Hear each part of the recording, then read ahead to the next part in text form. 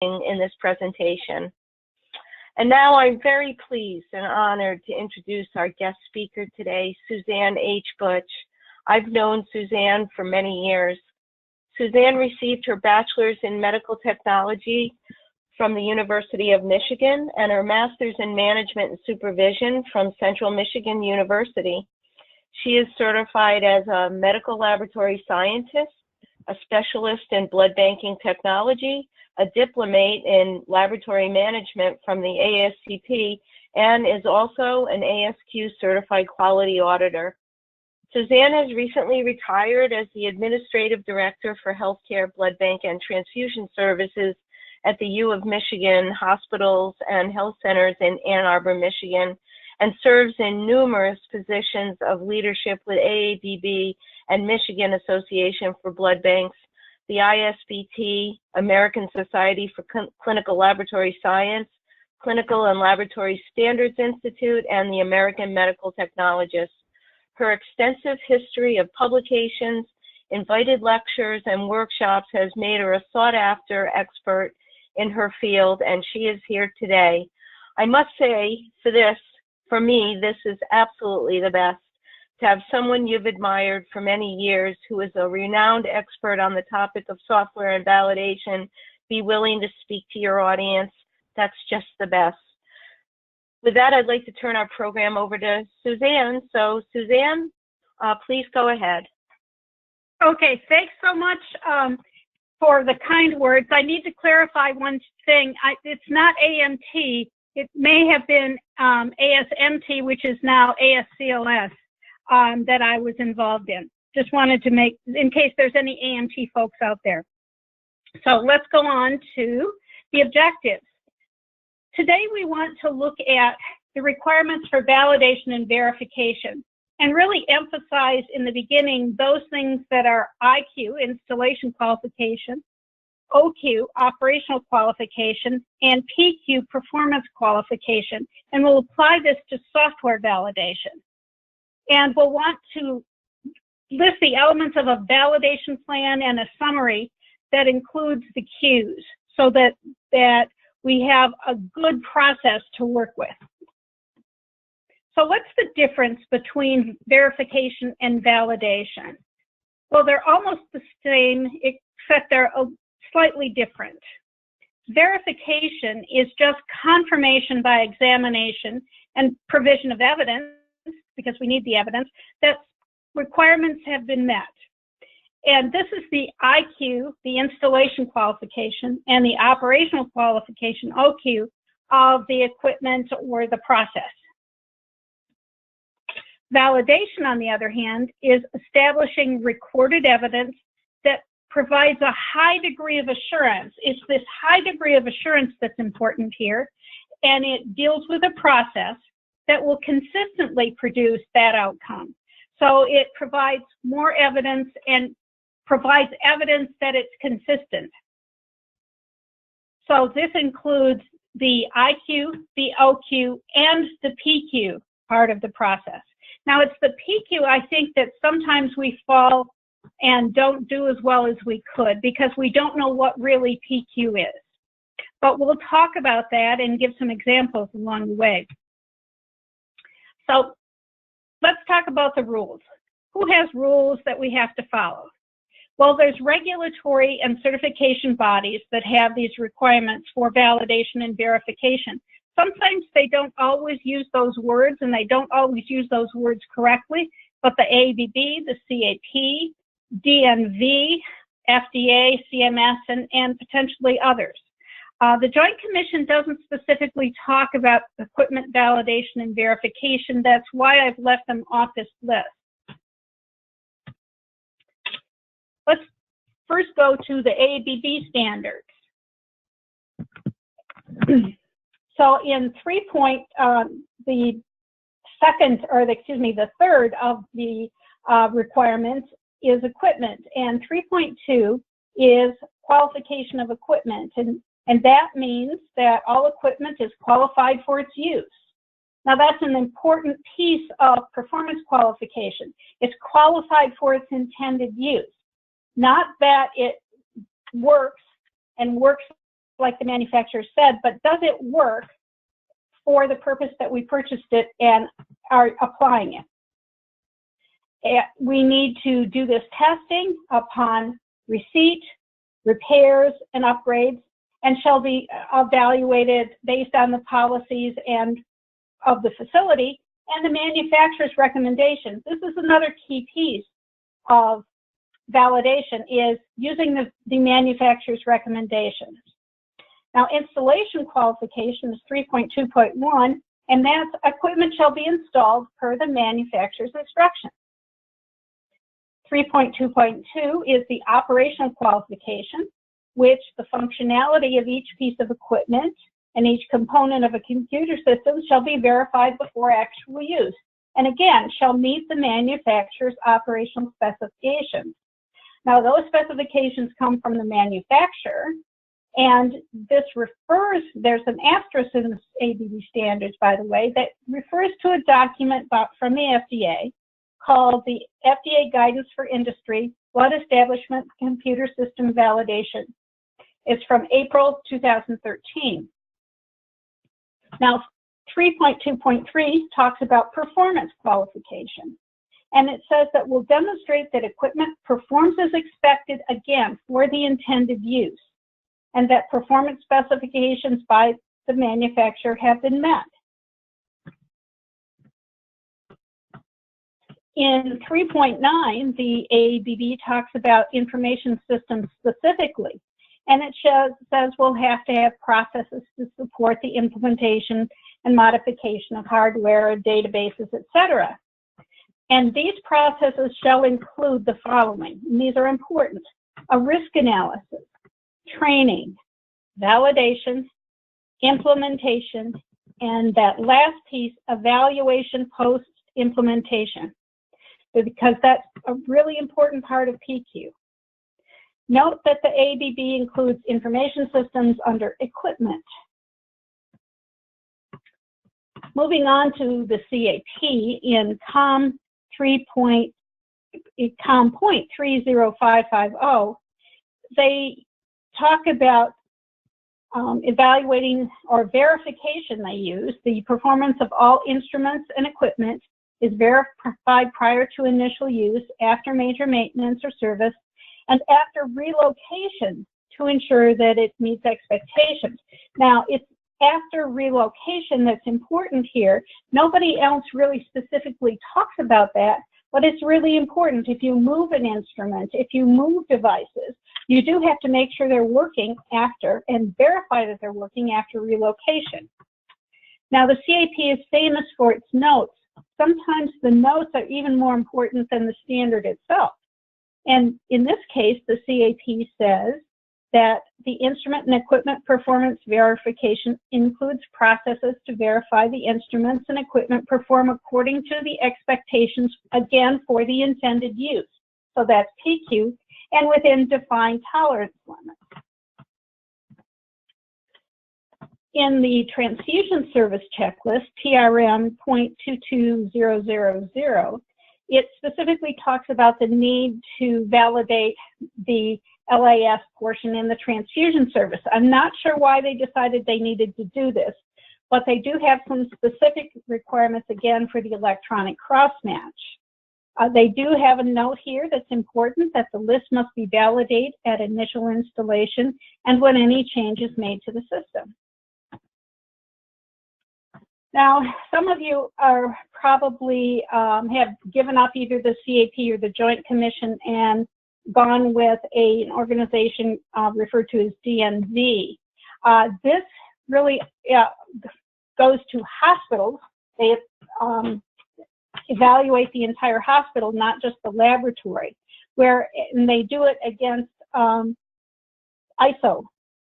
And the CAP also uses an ISO document, 15189, the medical laboratory's particular requirements for quality and competence. Yes, that's really the name of the document, to use ISO standards that are particular to the clinical laboratory. In that document, the section 5.3 talks about laboratory equipment, reagents, and consumables. Now, the FDA has guidance for us as well.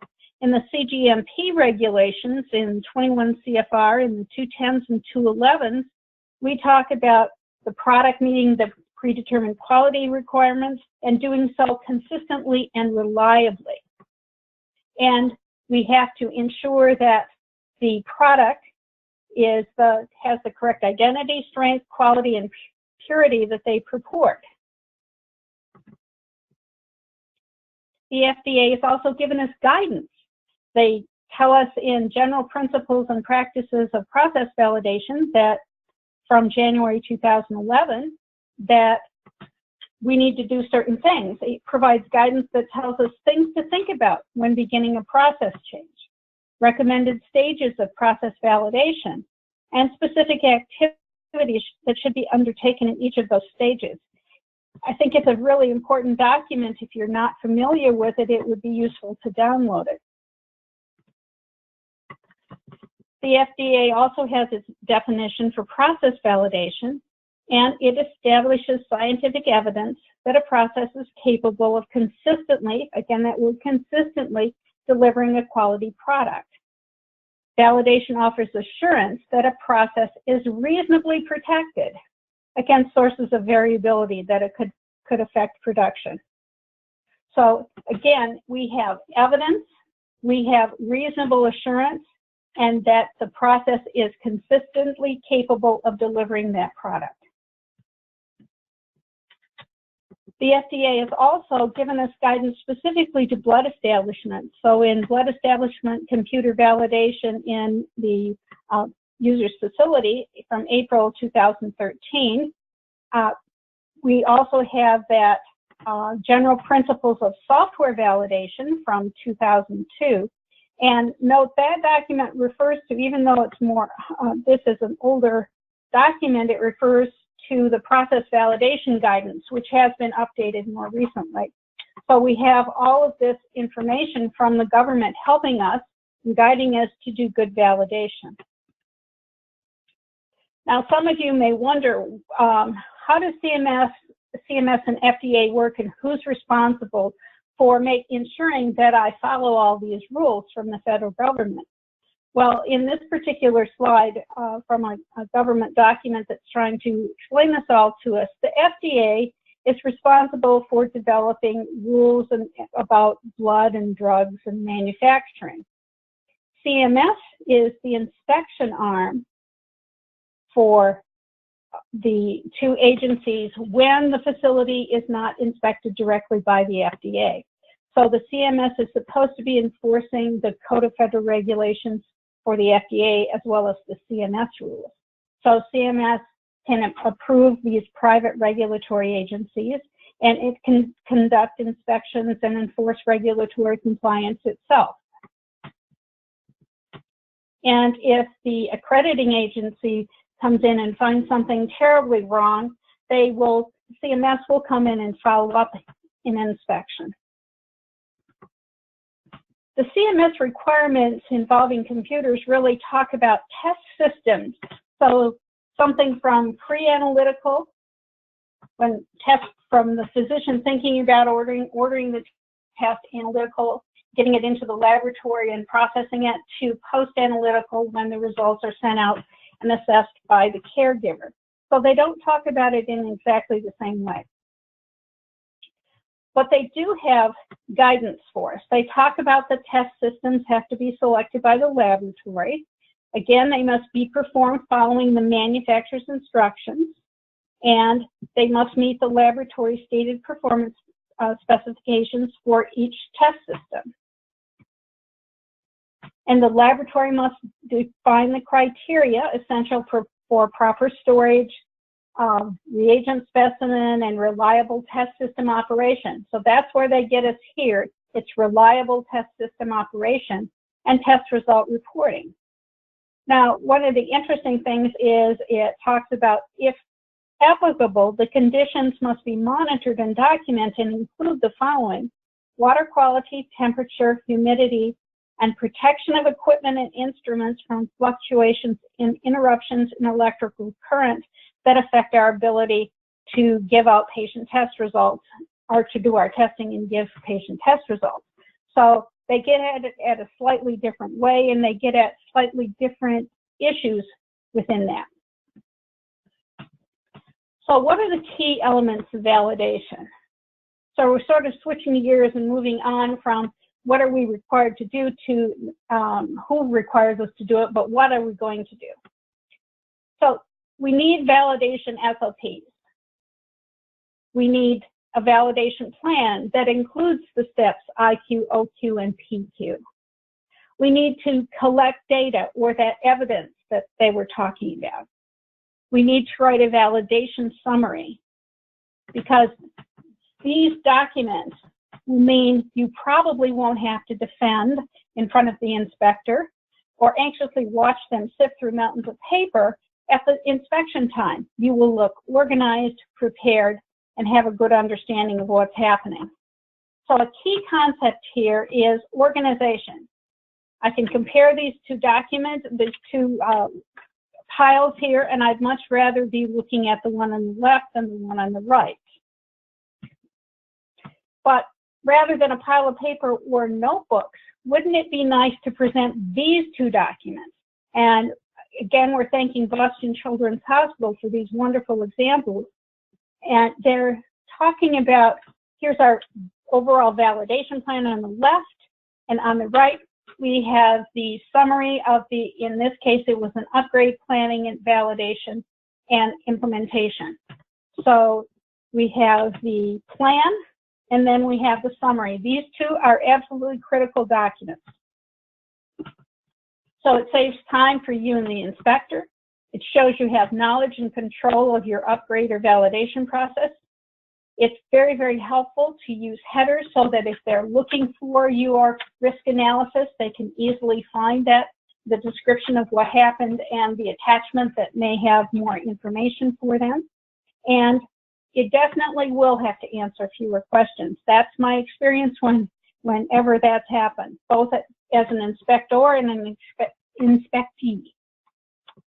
So let's start with the SOPs. We need an SOP that describes how software is managed in your facility. Who's responsible for the software and hardware? What domains is it? Is it in test, build, train, whatever you might call them? That you will review the release notes and the manufacturer's instructions so that you can apply them. You can describe when is a vendor retained to do with the validation, who and when, and documentation. How is it documented? Where is it kept? And how long are you going to keep it? And then a description of who needs to sign off particular stages of the validation process. So you need that SOP to begin with. Now, talking about vendor-assisted validation, for many facilities, this is the only way validation is going to get done. It must use the facility system. Login requirements can be challenging in some situations where authority to come in, especially if the vendor is logging in from off-site, can be a real challenge. You will need to define in the contract what will be validated and will not be validated by the vendor. Now, vendors do a tremendous job of doing general operations to the detail that you as an individual facility probably would not do. Now, interfaces to instruments and other LISs or the hospital information system may not be validated by the vendor. Another thing that vendors may not do is they may not take responsibility for the compatibility tables that say what products are compatible with what patient types. Now, I can't guarantee, or I can't say which one does what, but just keep in mind that sometimes you have to do some of this yourself. The vendor's not going to do it all. Now the plan. The plan's the roadmap. It needs to be in a standard format. Now, your information technology department for your institution may have a standard format, and I would recommend that you use that. alternately, some vendors do provide the format as well. You need to include an introduction, just a general description of what you're talking about in the scope. Is this an upgrade? Is it a small change? The system description, a review of the changes, and a risk assessment. Sometimes it's called a hazard analysis, but that is a critical piece now of validation planning. Just to give you some idea of what the text might look like. In the introduction, we might say the purpose of this plan is to define the validation of XYZ computer system or the upgrade from blank to blank. The system description is the system's designed to maintain records of specimen collection, laboratory test orders, laboratory testing, and transfusion service activities. Now that it's important to define the transfusion service activities in this description. And because we need to define the system, we've a diagram of the system in an attachment that is a sort of a flow chart of where the data comes from, where the information about patient demographics comes from. Does it go into multiple systems and then reach the transfusion service module and then go back out in that same route? Interfaces are listed in Appendix B because we want to know what interfaces need to be dealt with, whether it's to instruments or other LISs. Now, the sample text would review the changes. It can be the number of changes or just a description of small changes, again with another appendix that says they're all listed in appendix whatever. It should state that the vendor change notices will be reviewed to determine which changes will be implemented. In many situations, and depending on your computer system, you may not implement all of the changes. You may not change the tables or the parameters. You'll need to define the risks and the extent of the validation required, and that the risk assessment will be reviewed by the manufacturer and the laboratory. So a risk assessment, well, if one wasn't supplied by the manufacturer, and sometimes it is supplied, it's very nicely laid out, but a simple grid is what can go wrong, what's the risk level, high, medium, or low, and the mitigation, or what are you doing in validation to assure that things are working properly. For example, if what can go wrong, well, having the wrong setting and allowing ABO incompatible blood to be issued. Well, this is an exceedingly high-risk event. But the mitigation is you verify all the products with all the ABO types against all of the ABO and RH types of the patient. So it's a simple thing to do to make sure that it does or does not allow the release of a particular component. Or it may be something like change number 1245. Could be a simple one with low risk, and actually this might even be covered by just the routine entry verification of the routine unit entry verification.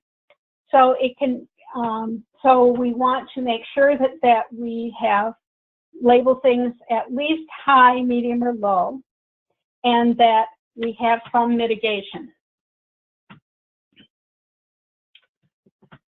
Now, validation tasks and responsibilities, again, are in a grid, and we need some sort of timeline in our plan. And guess what? It goes in a grid. You can do it in a paragraph form, but as you will see, I like grids. So we have our tasks, who they're assigned to, and the date we intend them to be due. This gives us the timeline that we have. Now, obviously, you can have much more sophisticated software to do the timeline. If you want the detail, certainly go ahead and use one of those products that do it, or just a spreadsheet with a lot more detail. But at the plan level, we probably want something just a slightly higher level than absolutely everything that needs to be done. Probably the milestones at least. Now we need to include how are we dealing with change control and training. We need a process for determining who the stakeholders are. We need to revise the standard operating procedures for the institution. Will these changes end up having any changes? Perhaps they're all in the background. How will laboratory staff be trained, and end user staff training, for example? If there's changes in the way they might order something, they need to be notified, and a process for making those change notices. We need to define how documentation is kept. Is it kept digitally? Is it on paper? My least favorite is those recordings, and that's because I have noticed that it's very, very difficult to find the exact spot in the recording that proves what you did. The other interesting thing with those kinds of validation is oftentimes the institution hasn't defined the input well. It shows a screen with stuff in it, but it doesn't define well what they intended to put in it.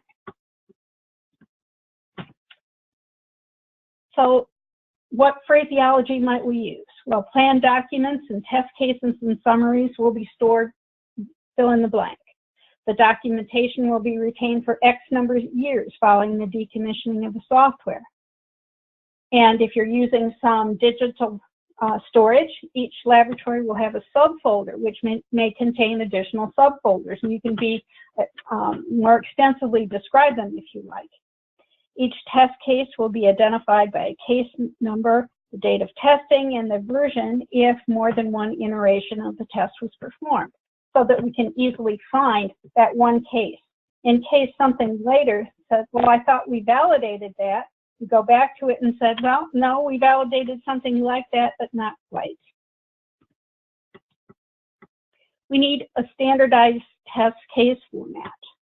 We should always have a purpose of the test, any prerequisites. Are there any table or parameter settings that need to be made before we can do this? The patient information, tests, or units. What I mentioned before, we need to have what we intend to enter, not just the screen print of what we have entered already. Now, we should then have each keystroke that we're going to make and the data to be entered, the expected outcome, the results, and in conclusion, pass or fail. Well, what do I mean by that? Well, here's some patient information in a test grid where you have identified the case number and the patient identification, as well as the unit parameters. And then the next case we have that we're going to do an electronic cross-match. That's what XMC means. And notice that that will probably come up incompatible. In our documentation, we would, for the keystroke, enter something. Then our expected outcome in this case is we're interpreting an ABORH. We interpret it as OPOS, the screenshot of what happened, and the result we actually got was unable to interpret, and this failed. So we would go back in this particular case and probably look at how our tables were set up. We need to record the failures and then the corrective action. We can't just ignore the failures and pretend they didn't happen and just create a new case. For compatibility testing of red cells against patient types, this would be a grid that you could complete for that particular validation. Again, keeping organized during the validation process, putting things in folders. It is horrible at the end to try to put things in folders. So it should be done as you go along. Again, in our plan, we need acceptance criteria. We need implementation and go-live activities, a post-implementation assessment plan. As I mentioned before, this is often overlooked. How are we going to assure that it met our requirements? And then lastly, our plan needs to include approval signatures, and in your institution, all the leaders and teams need to sign. So acceptance criteria. It could be simply the validation studies would be completed and all testing failures have been resolved. You could add certainly additional criteria if you liked about response time, for example. So implementation and go live, here's some phraseology. Training on the new functionality and revised system to be completed on, additional staff on site to support downtime verification of function and entry of downtime data on the go live, and notifications of downtime to be distributed before the go live. So writing our post-go live assessment plan, here's some suggestions. Will be evaluated against the following criteria: no unanticipated downtime, maximum screen refresh rate of less than 3 seconds, and by the way, that's a long time if you're waiting 3 seconds, no software bugs identified, and immediate computer and vendor response to a malfunction or corrupt data. You can certainly add to that, but those are some things to think about. Then, we get it signed off. And remember, we have to get the plan signed off before we actually perform any testing. But now we have to perform all the test cases that we've created along the way based on our manufacturer's instructions and any suggestions that they've given us. We've done our testing, and now we can write a summary of what happened during the testing. The introduction is really what was in the beginning of the plan. What's the system that we're doing, yada, yada, yada. Okay. Now, after we defined all that information, we have to answer the question, was the plan followed? If so, fine. If not, what changes were made and why? There's plenty of reasons that you may have decided that one of the criteria or one of the changes you decided not to make, or you decided to increase the number of changes that you accepted. You want analysis of the results. What were the failures and what fixes were made? You have to make a statement that says, does the data support a go live? Based on this information, it's okay to go live. The SOPs revised and the training was complete. Add the dates and signatures in the dates that you decided it was okay to go live. So sample text for an analysis summary. Of the 155 possible software changes, 75 were implemented. The validation plan was followed. Appendix C for summary of each test. There were initial testing failures caused by the user input error. And this is probably, most testing comes down to this. There's user input error. Retesting could not duplicate the problem. Based on the testing performed and the results, the software will be implemented on. Again, our post-go-live surveillance. We need to add this as a separate document. You can decide to do this after a week, a month, 6 months, some point. Probably a week is short, but is a good time to think about what needs to be done. And certainly a month or two down the road is probably good enough to keep this surveillance going on. Or you may, obviously downtime, you probably want to continue monitoring forever. Response time, incorrect table parameter settings, and evaluating, was training effective? Could something have been, did you fail to train people to do something? And sign-off. Again, mentioning that the plan has to be signed off before testing was performed. Then after testing was completed, the summary needs to be prepared and signed off. And then lastly, the post-go-live assessment needs to be signed off. So all of those sign-offs are required. So success means being organized, having a plan, following the plan and performing the testing, creating a summary, and evaluating after go-live. And in this way, you can show off your hard work to our regulatory friends. So there's slides at the end of this that are the sample plan and summary from Boston Children's Hospital. Again, thank you, Maureen, for that.